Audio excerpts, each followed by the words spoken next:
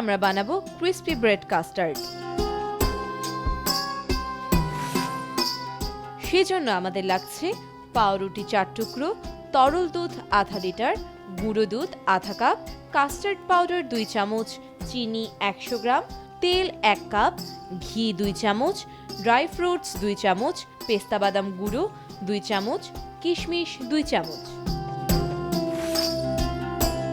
Crispy bread custard বানানোর জন্য প্রথমেই তেল ও ঘি গরম করে পাউরুটি মচমচে করে ভেজে নিন।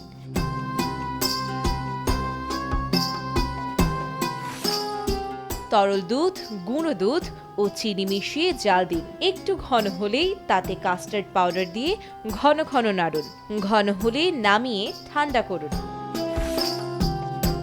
সার্ভিং বাটিতে কাস্টার্ড, তার উপর ব্রেড, কিশমিশ ও ড্রাই ফ্রুটস দিয়ে লেয়ার করে সাজিয়ে উপরে পেস্তা ছিটিয়ে পরিবেশন করলেই তৈরি হয়ে যাবে মজাদার ক্রিস্পি ব্রেড কাস্টার্ড।